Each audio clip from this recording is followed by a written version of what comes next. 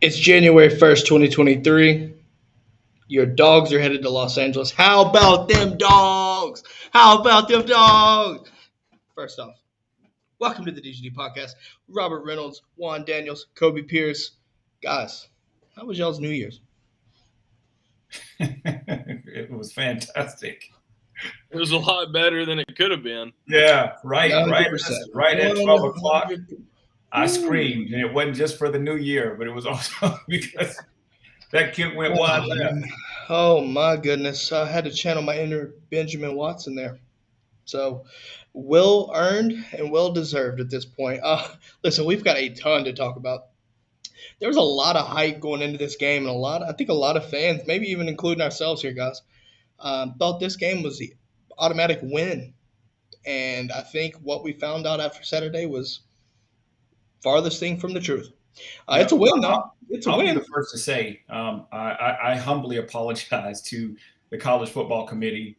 Those were two great games, and I humbly apologize to all of the Ohio State fans who I said you guys were trash and overrated and didn't belong there.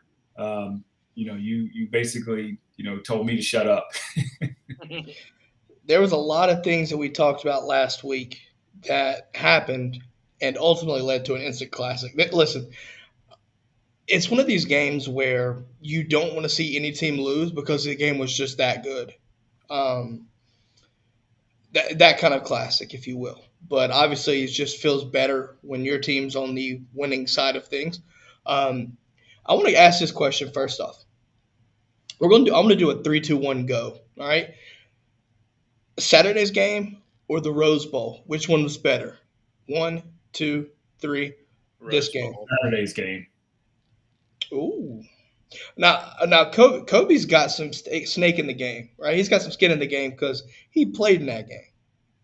Now, listen, both games were instant classics. I'll tell you why. In my opinion. Rose Bowl, with the ball in hand, we won the game, and the game ended. This game against Ohio State, we didn't lose because someone missed a kick. That is why the Oklahoma game is better, because we won it outright. This game, that field goal could have gone in and you could have lost. Let us know what y'all think about that, because I think that's a really good question here. I mean, that's a good point, too. I mean, in all seriousness. Guys, Juan, I'm going to let you start here. Let's go ahead and start with obviously trying to break down what happened Saturday. Obviously, we know Georgia won 42-41. What was your main takeaway from this game? What was your main takeaway? Is thank goodness for Ohio State's kicker. That's it. That's what it came down to. Is Ohio State's kicker, and you can throw all the other stuff out, the comeback, the fighting, everything that it took place, and it actually came down to that moment. And so when I'm thankful, I'm humbled. As a Georgia fan, I really am. Man, it's but if I could have a play of the game, I would say Brock Bowers. When he got that first down, that effort, that was dynamic, and that completely changes the football game. There were so many key moments in this game. And I think that's another reason why it makes this kind of an instant classic, because you're going to remember a lot of these moments. The Brock Bowers 4th and 6. Kirby's timeout. That's the best timeout I've ever seen. Let's not call the fact that they had 12 men on the field, though, Ohio State. But yeah. Nonetheless. I think if the refs, were smart and actually would have called that, that's a different story. I think they would have gotten it if I'm being honest. No, honestly, though, I don't know, dude. There were some missed calls from these refs. And we'll talk about that in a little bit. But I kind of want to get back to these takeaways. Apparently, Black Adonna says that our DBs are the weak link. I want to challenge you to this. The problem with the DBs is you're expected to, if you think about this, covering first-round DBs for 3 seconds is difficult. But when the pressure doesn't get home and the scramble drill happens, it makes life as a DB extremely more difficult, way more difficult. So yes, they were getting cooked, but I think the scramble drill cooked them more than just in general. I have to disagree with you on that. Being a receiver, I've gone up against some really great defensive backs, and not just in the pros and in college, but heck, even playing flag football. And those guys are trained to cover and do what they're supposed to do. But even in the quick drop, the quick step, quick drop back, our defensive backs were getting torched. Keely Ringo was getting killed on the inside. They even said at the end, he was getting killed on the inside all night. We were getting hit with so many deep overs. The deep overs is they couldn't cover a deep crossing to save their lives. I mean, that was bad. That was bad. I mean, yeah. You look at the scramble. Like, really, the big touchdowns were from a lot of scrambling, right? So, I mean, it was a bust in coverage, if you will. It's just those deep over routes, man. To move down the field, they were so efficient. Now, this is what we should have saw coming when you have 3 NFL caliber receivers, right? Even without Jackson Smith and Jigba, you have Julian Fleming, Emeka Egbuka, and Marvin Harrison. So all 3 of those guys, polished route running, we knew that. Elite quarterback play, right? All of that added up. And it made life as a DB extremely difficult, right? But when you add in the fact that you're not getting home, right? You're not getting Bryce Young uncomfortable. It makes it even more difficult. But one thing that I don't think we expect. I mean, sorry, C.J. Stroud. I just saw news about the. That was my Henderson Hooker last podcast. Oh, dude. Well, yeah, exactly. I mean, hell, I just saw that Bryce announced he's declaring, so it's in my head. So I apologize there. So yeah, when you look at it though, for me, when you look at what C.J. Stroud was doing, he also was moving out of the pocket. We hadn't seen a lot of that all year. I don't think he game planned for it, really. Because C.J. Stroud played the game of his career. The game of his career. You couldn't have played any better than that. I'll tell you this. Come April, you'll hear a lot between now and April when the draft comes. If he's not the second quarterback taken off the board, you're risking your job as a GM, will be all I'll say. If you take Will Levis and leave him, you're risking your job. You're risking having, the same thing the Jets are going through right now is you listen to the media and you take the guy that, the media is really pushing like Will Levis. Don't be mistaken. C.J. Stroud in the biggest game of his career played the best game of his career. I mean, without a doubt, man, without a doubt. Because if I'm not mistaken, he went for 348 yards, 4 touchdowns, no picks. Completely like controlled the game. Completely controlled the game. Yeah, 80 on the ground or something like that too. Well, I think that was the thing. We had seen that he was. We thought that he was unwilling to run the ball, and he proved us absolutely wrong. Is in the third quarter, that's what he was doing. Late in the second half, he made they were running him out and sustaining drives, man. And that was something that I don't know if it was necessarily in the game plan. But he was moving the ball and extending drives, and that's something as a Georgia team defensively, you have to keep them off the field and stop them from extending these drives. So it's just wild how things played out. But let's do this as well though. Keep in mind, Ohio State put Georgia in a 14-point deficit twice. So while the offense played as damn good as possible,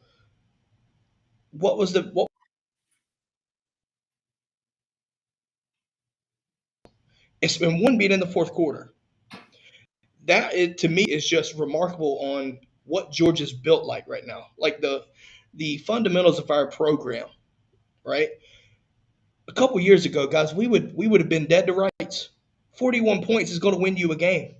41 points will typically win you a game. But Georgia was able to pull 42 out.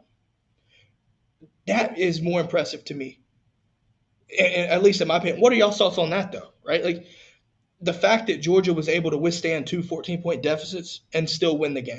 Well, it definitely, I think, changes. I think we hit on it the week of Tennessee on how, like, historically speaking, if you made Kirby Smart's offense throw the ball like more than 35 times a game, and if you had to make him score more than like 34 or 35 points a game, he only had won like 2 of those games in his whole career. coaching, and one of them was Oklahoma. So I definitely think Monken and him have kind of reinvented this offense in a point where, okay, we don't want to have to score 42, but we definitely have the ability. We have the guys that we can score, 42, 49 points, Yeah. 50 points in the SEC championship game. You just really don't want to make a habit of it. I mean, Kirby is fuming that we have given up 30 points in an SEC championship and 41 points in a semifinal game. I mean, that's Absolutely. just not his standard. It's definitely not. I mean, it's a mindset right now. So as Georgia, it is completely changed. So yes, we were down 14. It was a 14-point deficit twice.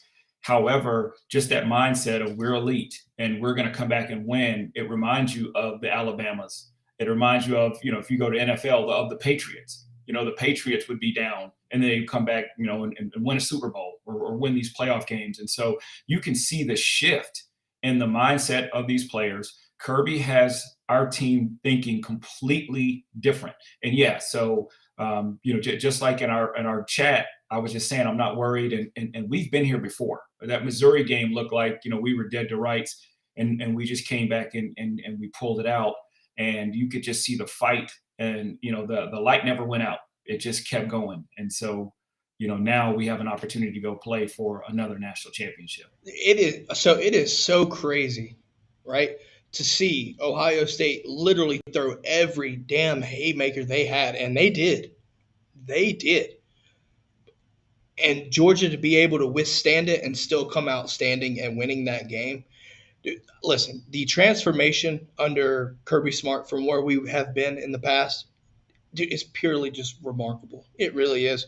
I want to take to some comments, though, in the brigade, though, because obviously the brigade comes in hot. Listen, the brigade's ready for this because, man, listen, going back to back national championship appearances, and I think there's a good chance you might see back-to-back national title victories.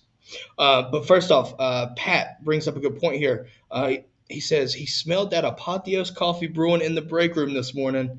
Cheap plug. Hey, listen, the show is brought to you by Apotheos.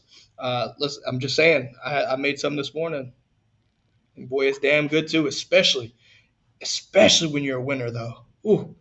I'll tell you right now. Speaking of that, go to dgdpodcast.com/Apotheos and use that link to shop. Get you some good coffee, premium coffee by that matter, and support the Classic City Collective, guys. 20% of each bag purchased using the link of any coffee at that point will get you basically a bag of coffee, and you support the dogs. So keep that in mind. Shout out to Apotheos there. With that being said, though, Adonis brings up a good point here. The bane of my existence says that AD and Arian are absolutely game changers. And I want to talk about this because, Juan, you're a receiver yourself. At first, I thought that was Juan Daniels. I was like, did Juan Daniels just so happen to come out of nowhere, take the cape off? But then I saw 11, and I was like, wait, that's not Juan Daniels. I'll tell you what, they made mention of, I think it was Ramos, who was the defensive back. They said that, he came out and he slipped. It wouldn't have mattered if he slipped or not. Arian was gone. When I tell you he put on some turbojets and he was gone, it did not matter if he had slipped or not. There was no way he was going to be able to stay up with him. So, Juan, when he faked to the inside, he bid on that. Way too hard. I got the clip here, guys. So Kobe brings up an excellent point. The development of our receivers, Juan, under Brian McClendon. I don't know if I saw Arian Smith on a go route do what he did against that DB.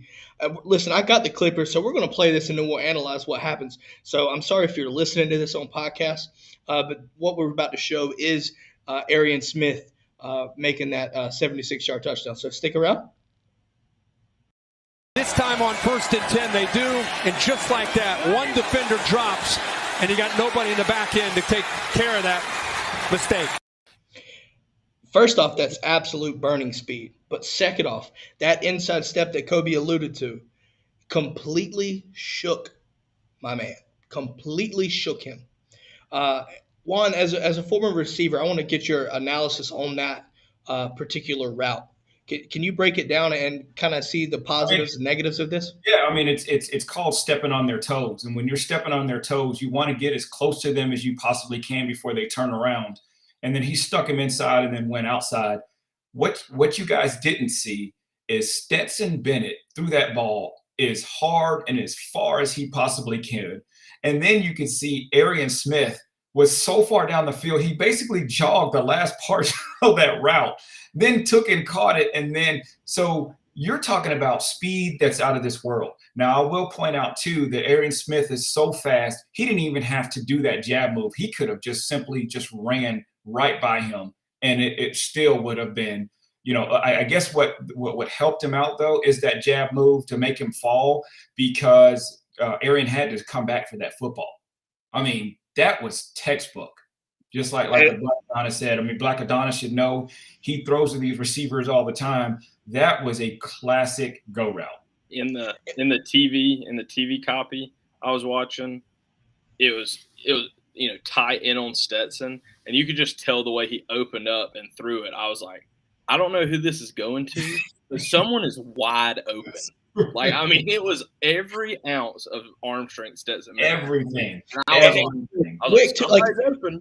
remember I was so in the moment. I'm sitting there watching, and I see him look over to his left, right? And as soon as he makes that look, he just when I was like, oh shit, what happened? What happened? And then next thing you know, just Arian Smith wide ass open. I was like, because honestly, in that moment though, guys, we needed that kind of momentum swing. And honestly, that was one of those plays that really changed the momentum, if you will, right? Getting on the board, right, with 1 point, right, like literally. And if I'm not mistaken, that was after the punt or the fake punt that Kirby called the timeout on. So it was the very next play. Yeah, so it's just those two plays. It's crazy how this game is so based off of momentum. Right, because you have that timeout that saves a first down potentially, right? Like I said, there were 12 men on the field. Go back and count them for Ohio State. But the Pac-12 refs, man, I just don't think they were able to handle the speed of the game. Brooks Austin, shout out Brooks Austin, made a perfect point on Twitter. You had a blatantly missed call on a false start from Ohio State's running back earlier in the game. And you also had multiple times where they had 12 men on the field and you didn't call one of them. Those are easy things to see. So he brought up, he just thought that the Pac-12 officials, the game was just too fast for him to handle. What are y'all's thoughts on that? Because I felt like there were several missed calls and on both sides. I'm not going to point this to they were on both sides. To say that the speed of the game was too fast, I disagree with that. I mean, you're talking about Pac-12 football, and you're talking about USC, who goes 50 miles an hour, and Oregon's and all that. So to say that it was too fast, absolutely not.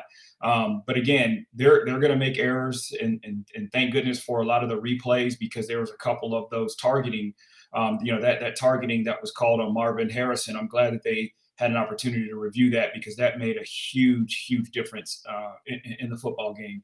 But yeah, I mean, I think that, and we kind of talked about it before, even though there were 12 field, I do believe that they would have called that. I mean, there's rep that specifically, that's his job, is to count those players on. I mean, one could hope that timeout as literally as they're about to snap it, because, like I said, that timeout is arguably the best timeout you'll ever see in Georgia football history. I don't see nothing. I don't see nothing that's going to be coming close. But at that point in the game, to see that. Right, to see what he saw or hear what he heard, to not hesitate. That, and to me, and Juan, you played with him, but you've seen how long he's been coaching. That's where the experience comes in. That's the experience of being a head coach, because he didn't hesitate to run and call that timeout. Yeah, I mean, I wouldn't necessarily call that a Kirby thing. That's something that they see up top. Like, they're looking down. Yeah, no. I mean, he still had to make the call, though, right? Call a timeout, because there's a. He said the Nokia internet connection. Oh my God. Jesus Christ. But guess what? All that says is Kirby's got great, smart guys around him that are able to recognize that type of situation, and especially for that special teams coordinator, he probably is thinking to himself, my gosh, like, thank goodness we've got a collective group that are watching the field. And I think that's the difference in what makes a national championship squad is the people that you surround yourself with. And he trusts them. He said it, that this is his best coaching staff he's ever assembled. I fully agree. Now, I mean, no disrespect to Dan Lanning, but this staff right now, with the additions that we made after we lost some folks, the fact that you lose 15 players and then obviously a lot more, and you've got a lot of youth, the fact that we're at this position, and that just screams that you have an established program that's an elite program, from a mental standpoint, physicality standpoint, things, all these aspects, of the fundamentals of a program. And I feel like Georgia's at that state now where at this point, if we win the national title, there's no doubting, right? There's no doubting that this is the best program in the country. Look at Oscar Delp. You talk about next man up. Big O goes out, and Oscar Delp, if you really, really want to see somebody that, stepped up, watch his blocks. Look at everything that he did to make sure that Georgia was successful as a freshman. That was pretty awesome. Well, I mean, not only that, but just Kirby's finally, adjusting to this new portal age. Look at who started at right tackle for you all night. Marius Mims. First ever start, by the way. He didn't get to play any as a freshman, really, and then he's not very happy. Kind of plays in the portal for a little bit, goes down to FSU and realizes, Georgia's where I want to be. But Kirby's kind of thrown him and Devin Willock a bone all year. They've gotten to play. They're, every third series, whatever you want to say. Well, those live fire reps that he's gotten against other teams' best pass rushers really came. I'm not saying he played a perfect game against Ohio State. I wouldn't have expected him to, but he did his job. He did a really good job on the right side. I didn't think every time Stetson got pressured, it was from his man.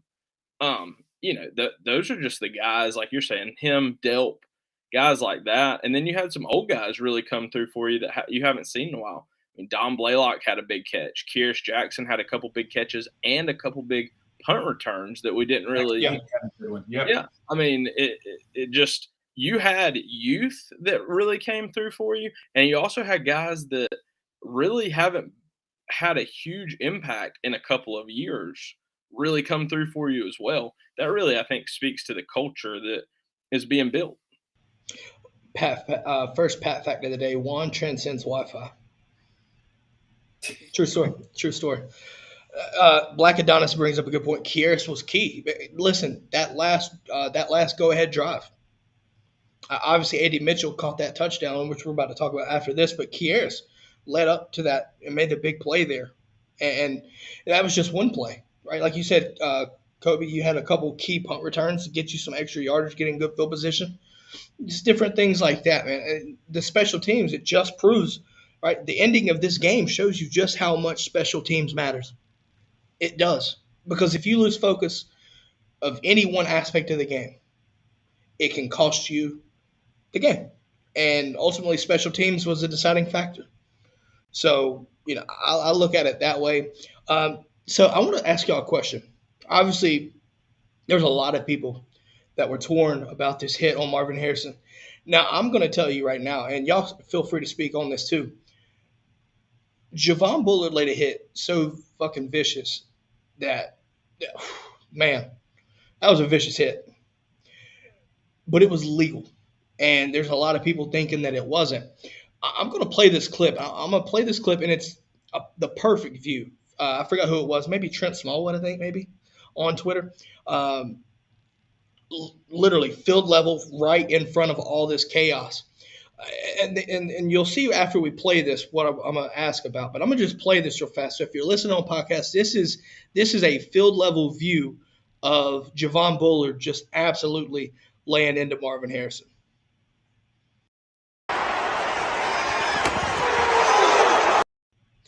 Vicious, folks. vicious. It made Kobe jump back a little bit. Like the point I want to talk about is this: there were multiple views, right? These multiple viewpoints from that hit. One, like you saw right there, you see the shoulder to shoulder contact. It's not shoulder to helmet, shoulder to shoulder, and he turns his head away. But there's also a second view, they're more up top, right, from like behind behind the behind the field goal post and everything, angling down, where it looks like helmet to helmet. So I understand why people think that it was, and I think even Ryan Day mentioned, he was surprised that he got concussed from not getting hit in the head, dude. You heard how fast, you saw how fast he came into the screen, and you heard the hit. You can hit the ground and get concussed. We've seen it in basketball all the time. Basketball happens all the time. So, in our opinions, that's a clean hit. What do you, in y'all's opinions? I want to hear y'all's thoughts on that hit, because first off, it was a game changing moment, right? Initially, it was called targeting, reviewed and overturned, obviously to the disdain of Ohio State folks. But I think even some fan bases outside of Georgia thought that should have been targeting. But you always hear this debate, because I saw on Twitter that night where you had, even outside of Ohio State and Georgia, people were debating it between themselves. So what are y'all's takeaways on that hit? For me, it was a bang bang hit. Number one. Number two, I don't think it was targeting. Number three, just like Black Adonis said, it was a perfect throw. It looked like he was throwing the ball away. Marvin Harrison was bringing that ball in. That hit had to take place, because if not, then that's a touchdown easily. But as far as that hit, again, it was a clean hit. I do believe that Georgia does a great job of teaching proper fundamentals, and you saw that was a classic fundamental play that took place, and a lot of people who see it differently probably hadn't played a snap of football. To be honest, nor have they played receiver or running back to be in a situation to be hit like that. I will say this, though, to Black Adonis, you talk about the perfect throw, but number two, he mentioned that if that hit doesn't happen, it's a touchdown. Actually, Marvin Harrison's foot went out of bounds, so it would have been illegal touching. However, had that hit not taken place, Marvin Harrison stays in the game, and honestly, the impact of the game could have been Georgia losing. But I don't think you can count on that, because no, I agree. Well, I'm just saying that what could have been. I don't think, but when the play occurred, there was only one flag thrown. So I've heard and seen that he stepped out of bounds, but there was no second flag thrown. The ref had his hat off. The ref did take his hat off. But it should have been a flag. It should have been a flag for targeting, a flag for illegal touching. Yes, and either A, it would have they would have canceled out, or B, when the targeting came away, there should have been a flag for illegal touching also. But we never heard that. I did see the ref with the hat off, but it's the same thing. It's like, why wasn't that enforced? That's still a penalty. Yeah. He's still touched. Unless we didn't see it where he was pushed out of bounds. If he's pushed out of bounds, that's a different story. Yeah. So we didn't get a chance to see all of that play. But Kobe, you're 100% right. It should have, if that were illegal touching, then it should have been backed up. I know a lot of y'all have watched bowl games like I have this season. I have felt like, and I'm glad this one got overturned, I don't know if it's been kind of the NCAA's prerogative this bowl season, but I feel like we have seen a lot of targeting calls this bowl season kind of take the maybe the football hits out of close games. Like Arkansas, Kansas is the one that I can think of off the top of my head, that it's overtime, you're at the half-yard line, and a defender comes up and makes a tackle, and then the referee's like, oh, no, that was targeting. That hit wasn't clean. That's a targeting call. Or, even the end of the TCU game yesterday, they sat there and reviewed a targeting call for, 10 minutes. To me, football is football, and I think they're going to have to look at targeting again at some point to kind of get a clear definition for everybody. I'm with you. It's just one of those things where ultimately those kind of plays, right? Those kind of flags have impacted several games for or against your team. Yeah, I think there's got to be more clarification, and at the same time, I think that the main thing is these hits are taking place at such a fast rate, that I feel like it's good that you call it, I guess, because then it gives you a chance to review it. But at the same time, like, we look back at earlier. I want to say it was the Texas and Bama game. Do y'all remember that intention or roughing the passer with targeting?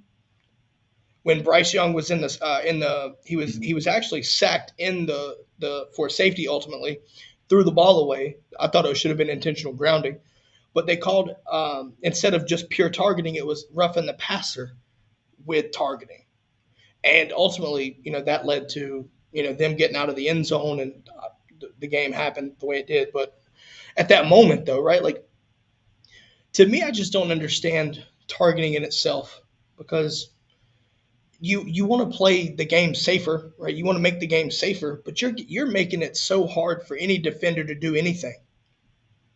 And how do you balance that, right, without pissing somebody off? Because you're going to piss somebody off, right? How do you do it, uniformly, right? That's just my thought. But I do want to kind of transition over to Black Adonis's comment here. This is Juan's 76th January 2nd. Not a Pat fact, but a black fact for Black Adonis.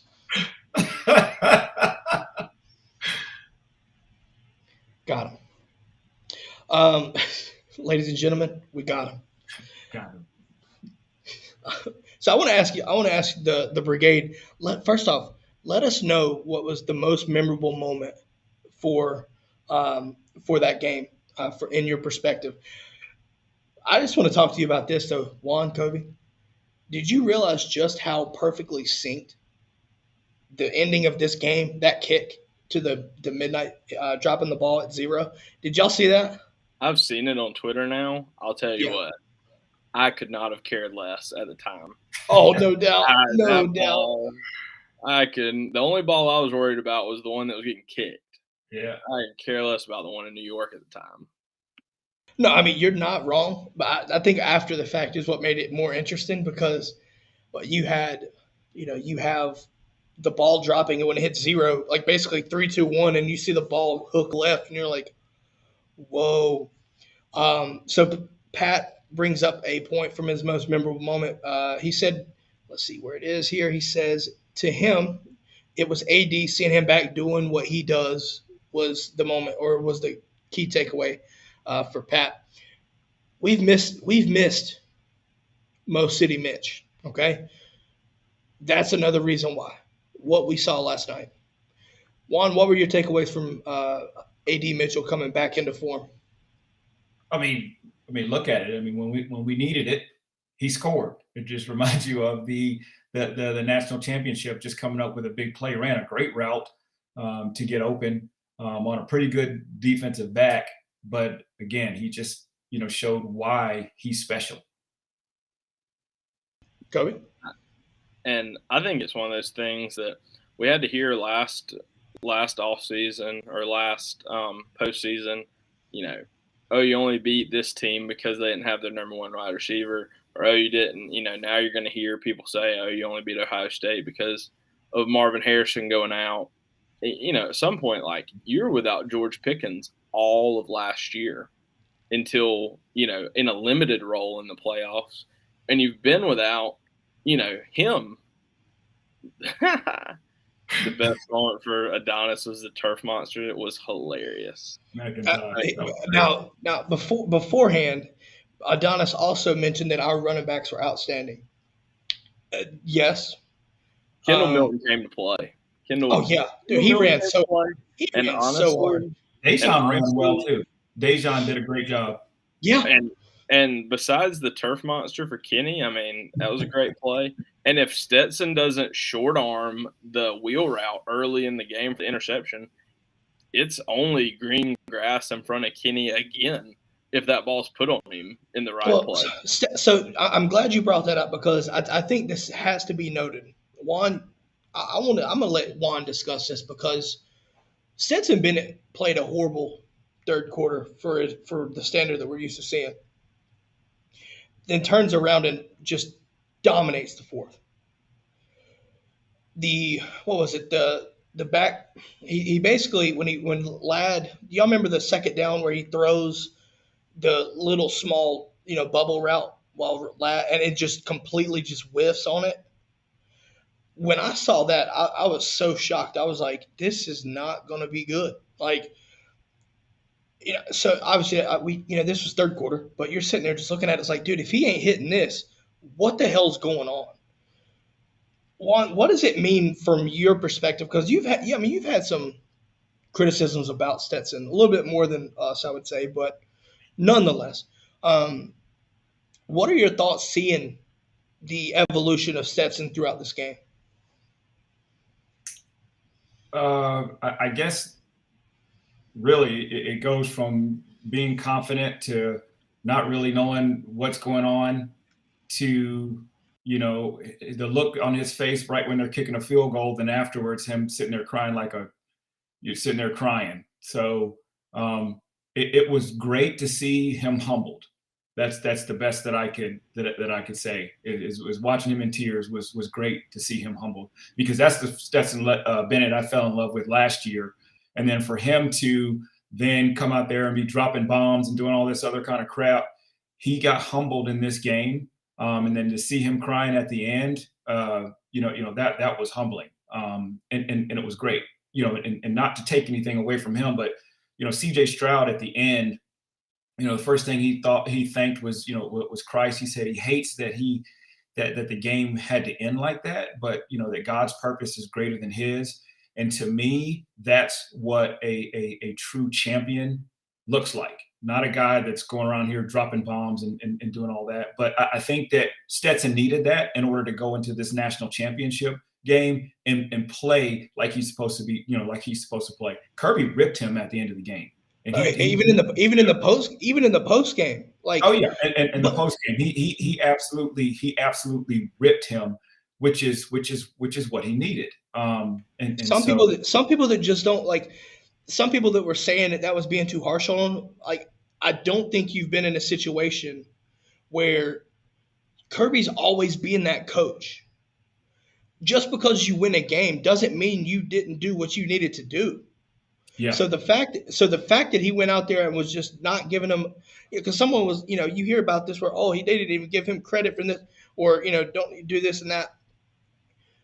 You almost blew it. You had your chance. Now you've got your chance. But like you said, humility, man, humility. Adonis saying those people are. Yeah, those people are. Oh man. And I love it, because again. Where Patrick says Kirby doesn't care if you think it's harsh, but Kirby is building a program of men, and you have to take the good with the bad. And it's so funny. You would always see, and people didn't understand when Saban was coaching, and Alabama was up by 50 points, and you see him just going crazy and she's losing it, and whatever it is. I expect perfection, I expect effort, and I expect discipline out of you the entire time. It doesn't matter who you are. And that kind of trickled to Kirby, and you can see what Kirby is doing. And that's why we're successful, is because of that harsh, hey, I'm building men in this program type attitude. And that is why I feel like this is what's going to propel us to a national championship next year. I feel like a big part of it too, like him being harsh at the end. If this was a few days, a week from now, and the game ended that way, I don't think he would have been near that harsh. The season's over, Stetson's done. But in Kirby's eyes, if he sits here and tells y'all, oh, well, Stetson did a good job, like he played really well, he came through when we needed him to, what is that telling him for next week? He needs him to be thinking next week, I can't play that way and expect us to win. That's what Kirby said. It wasn't just on Stetson. He said, we can't play that way. He goes, honestly, we weren't the better team today. We didn't deserve to win, but we won. That it's just things that people have to realize that, Kirby is really not worried, I wouldn't say, but like he knows that we can't go out there and play the way we played against Ohio State and expect to beat TCU. Luckily, we get to play TCU, but it's just one of those things that he's not going to sit there and pat Stetson on the back. Now, today in meetings, is he going to show the good, bad, and the ugly to everybody? Is he going to tell Stetson there's a good throw to AD? Yes. Is he also going to flip up the clip of him throwing that little bubble pass to Ladd? Yes. We're all going to look at all of that. And it's not just Stetson. It'll be anybody. Yep.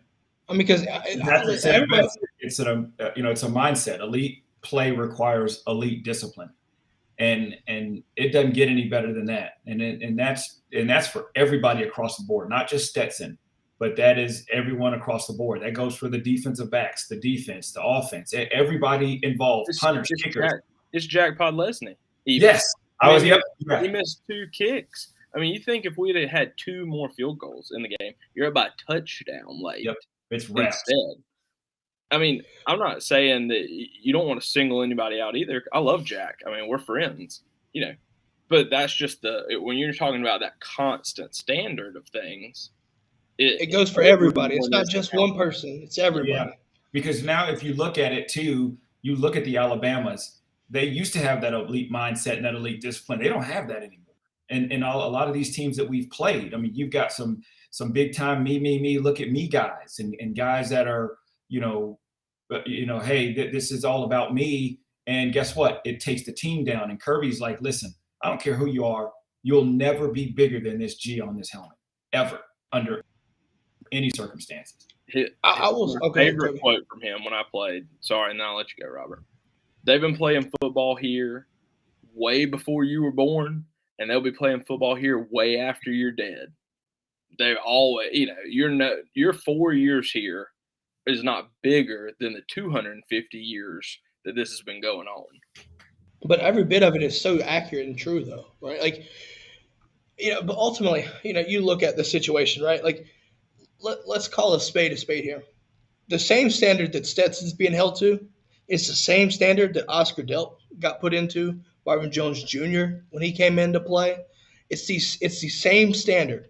Now, obviously, every position is different, but the same standard: execution, effort, right? Just physicality, all of these things. Everyone is held to the same standard, right? It's the Georgia standard. You have to look at it that way. Well, Juan was there for the start of the program. So, maybe, just maybe, Juan could be bigger than the Georgia program at this rate. Is that what I'm hearing, Adonis? Let me know. Let me know. So I want to talk a couple things here, right? We've mentioned Oscar Delp's name. And why is that, you might ask? Well, I'm sure you watched the game. So you know that Darnell left in I want to say the first quarter with some injuries, right? Listen, the injury bug hit us a little bit throughout that game. Chaz Chambliss, you saw Michael Williams. I think those were cramps, but nonetheless, he got taken off the game a couple times. Robert Bill, a couple times. I think once or twice maybe. Injury bug. All right, Jalen Carter looked gas, right? So now at the same time, Jalen Carter's he hasn't really been healthy the whole season, so I think he's still getting into game shape, if you will. But when we look at Darnell is, I think, the most serious one here. I think the key for me is this. His impact was felt when he left the field Saturday night. Because I felt like for the most part, it changed most of our identity on offense. We always look at him and we understand that he's kind of like an extra tackle, if you will.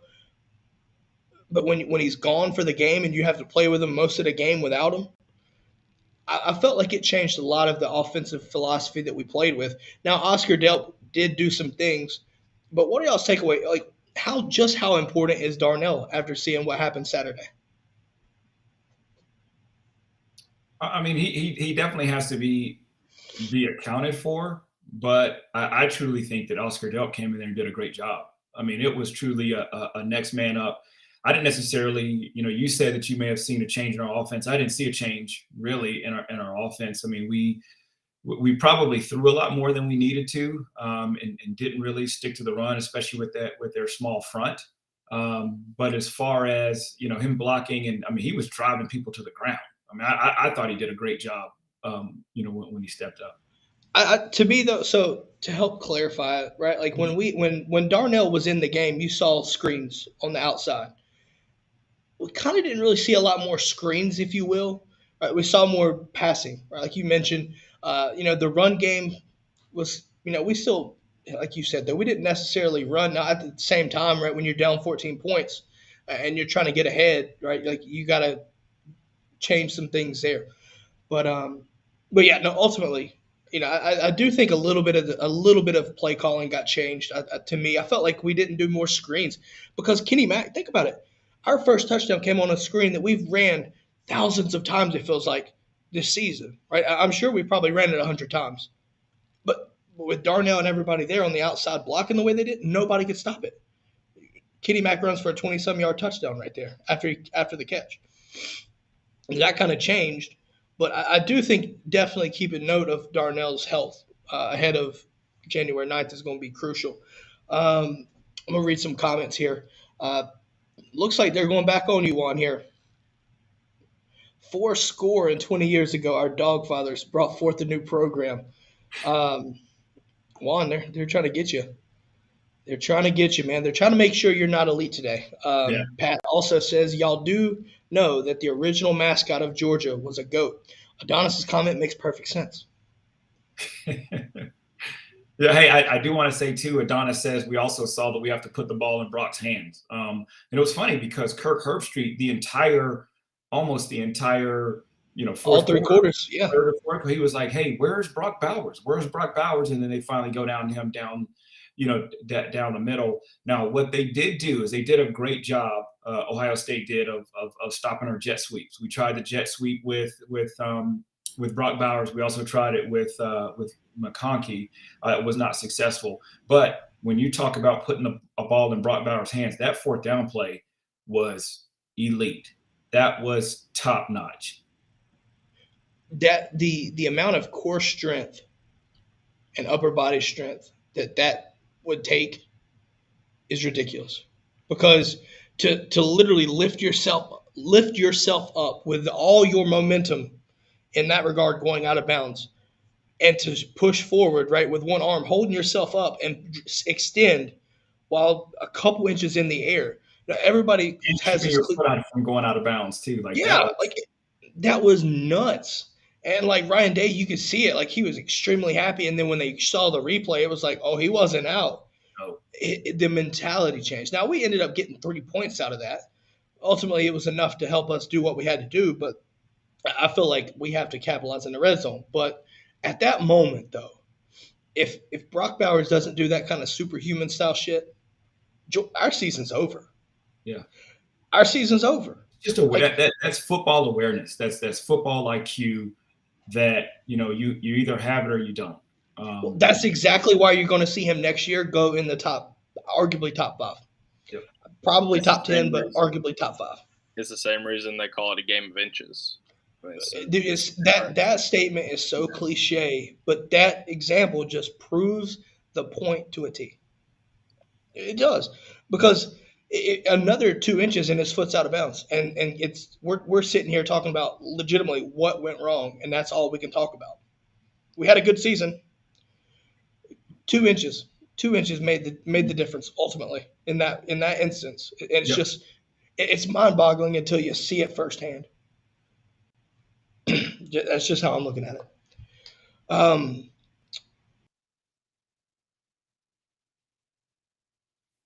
Or Saturday, excuse me. Sorry, you cut out.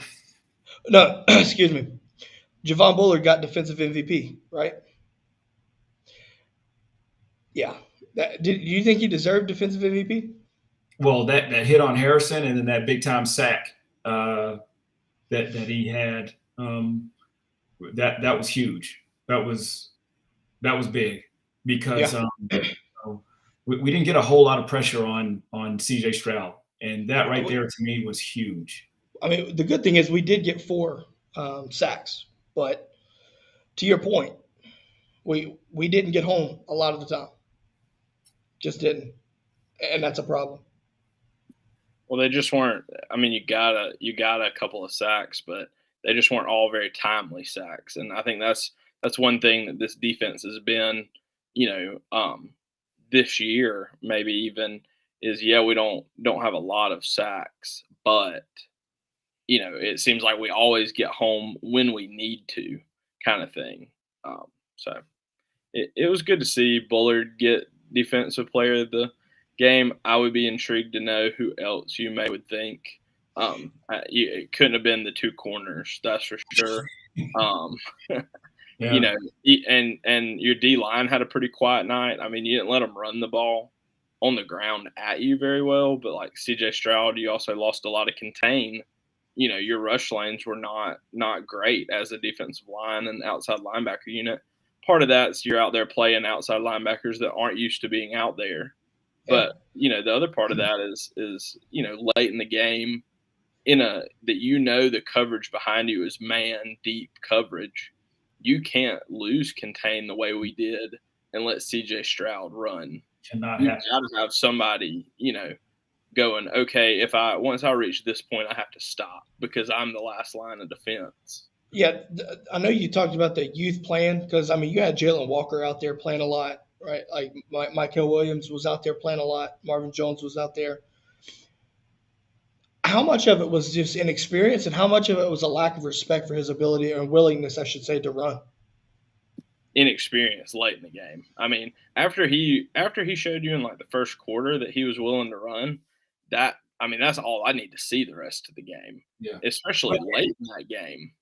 But it goes back to, I think we talked about it in our chat, was going back to that SEC championship game. I mean, Bryce Young never ran, but he ran all over us in that SEC championship game last year. So it's almost kind of hard to prepare and simulate it when your thought process is our line is going to be big enough, strong enough, fast enough to keep him contained without having to worry about him taking off and running.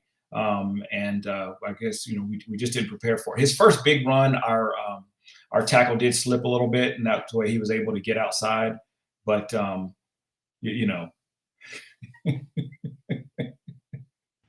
he's like 4'9". Yeah. Adonis giving a little bit of grief there. I look at it this way, right? Like I was wondering, right, because the fact that he kept doing it, right, especially in the late stages of the game, to me that was concerning because it's like, were we so scared about the passing game that we just completely just lost track of them? I was thinking the same thing, because then it's like, are we not making adjustments? Was the second thought. Like, why are we not making adjustments? But then, like I just brought up, like, they were cooking us, man. Like, even when Marvin Harrison went out, Emeka Egbuka was cooking still. Yeah. And he did it even before. He even did it before Marvin Harrison. They were doing a lot of playing coverage. I mean, they had to. So it's almost kind of like you're like, on a lot of situations, our defense last year was so good that they were telling the secondary, you guys are on your own. And so we got so much pressure. But this year, it was almost like the secondary is like, listen, we got these guys that we've got to defend, or tend to. You guys are on your own. Go up there and make plays, and it just didn't work out like that. Well, and even when their offensive coordinator had a great game plan for us and for knowing that we need to blitz to get home more times than not.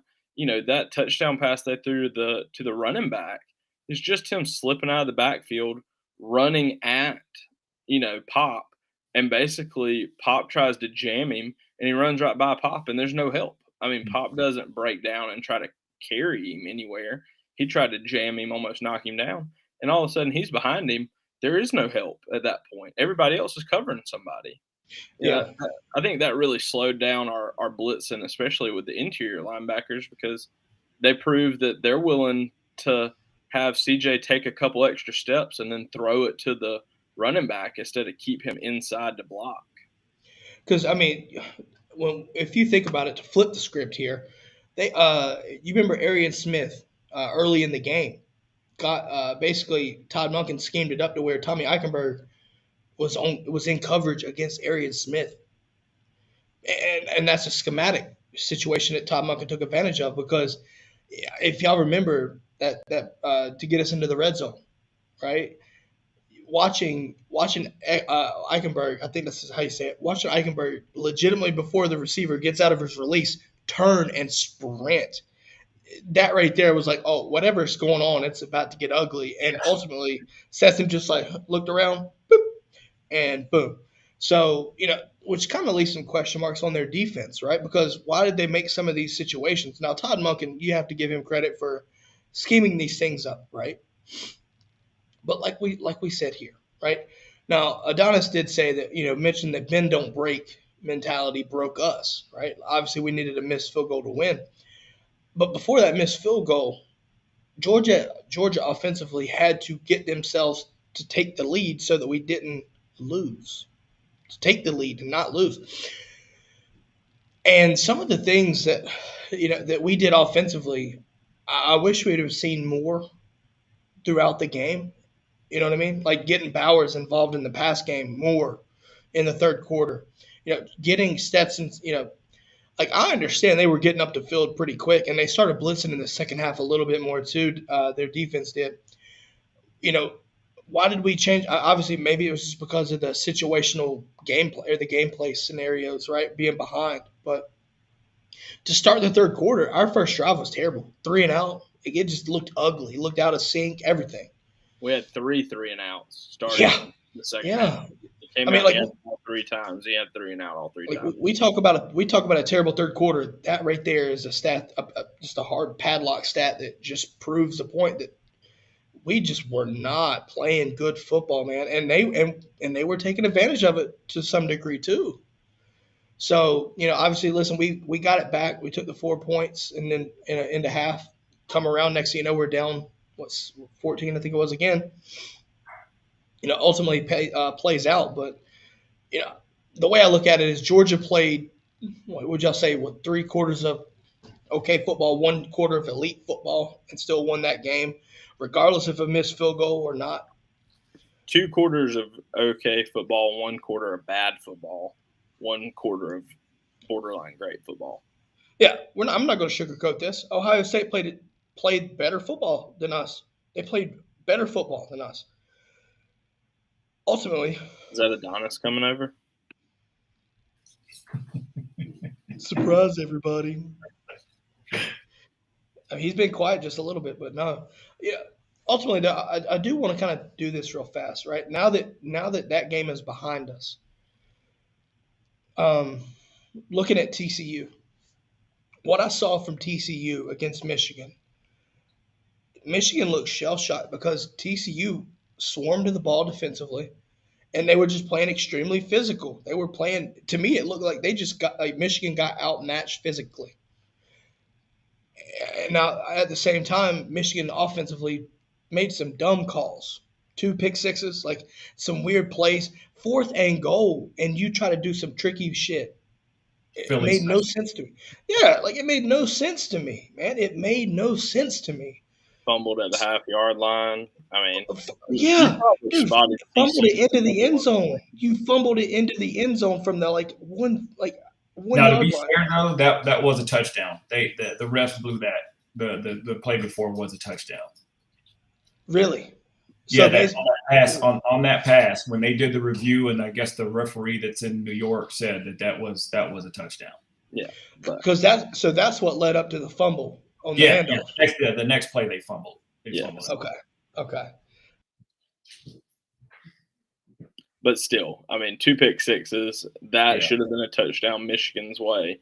You're just talking about that Michigan spotted them 21 points probably and still only lost by 6. I mean, I think this might be the last question that we talk about before we end this off and wait for Wednesday. Black Adonis says, scary thing is, you ready for this? The scary thing is, Georgia played a B- game and won. It's scary for TCU if they get our A game. What are y'all's thoughts on that? Because I think Kirby Smart is going to refocus this team. What are y'all's thoughts? I would agree with that if we changed up the way that we played after that LSU game. after that LSU game and we gave up, 400 or 500 yards of passing and all those points, everybody would say, you know what, Ohio State's getting ready to get a beat down because they're going to be focused. And that didn't happen. What we're going to have to do is we're going to have to do something with that secondary. And we're going to have to make sure, because if you thought CJ Stroud was mobile, that Duggan is very mobile. He's going to be a tough guy to defend. I think we'll be able to do it, but from our secondary standpoint, defensively, we're going to have to get better. First off, I think ultimately to stop Duggan, you've got to get pressure, because even then, you have to get him down, because what I saw against Michigan was creating pressure, but his ability to get out of the pocket and still hit receivers in stride, right? Number one, Johnson, I think his name is. Kid's good. Kid's really good, and he's fast. The thing about it is, Georgia has to get home and try to keep him in the pocket, right? And we'll talk more about this and try to look into this and see what Georgia has to do in regards to these things. But Adonis says that he agrees that Max could torch us with his legs. This is a game plan where you have to respect his legs. You have to. You just have to. Juan's over here smirking. What's up? I'm laughing because Adonis said he looked like him. Before we close out the Ohio State, I do want to address one of those things where, you have a lot of these people saying that, Marvin Harrison was out. They didn't have Jackson and Jigba. Their number one, their top running back was out. And when I looked at the stats, they may have a point, because none of those guys have missed a field goal all year. So, get out of here with that. It all came down to a field goal. It didn't matter if you had all those guys. It all came down to a field goal. It's football. You can go back and forth and say whoever's out or whoever's not out. We've been on the back end of plenty of bad calls or whatever. Or unlucky plays, whatever you want to call it. Sometimes it's just how the ball rolls. Yeah. I'll end it up with this. You're going back to another national title. You won an instant classic. You didn't play your best ball, yet you're still in the prime scenario of going back, going to Los Angeles. You've got what I think now it is set today, because it is Monday. So you have 7 days, and then you play 60 minutes of football, and that's your season. Some people's, collegiate careers will be done. Hell, some people's football careers will be done. Black Adonis says it perfectly. And we're going to end on this comment. He says, strap up and play ball. And we got 7 days to wait until that shit happens. And we'll see what happens from there. Pat says the Midnight Miracle is what they're calling it. You can call it that. I call it Georgia Victory. I'll call it Georgia Victory. It's that simple. With that being said, hey, remember, dgdpodcast.com/Apotheos. Hey, support the Classic City Collective. Use our link. Get any cup, any blend of coffee. We'll support the dogs. Just give another shout out to Apotheos here. Like I said, had it this morning. Elite coffee, folks. Elite. With that being said, Kobe, Juan, we're here as potential back-to-back titles, victors. Sounds crazy, but not crazy at the same time. With that being said, Brigade, thank you for coming in hot and heavy. As always, it was a pleasure. And go Dogs. Go Dogs. See y'all Wednesday.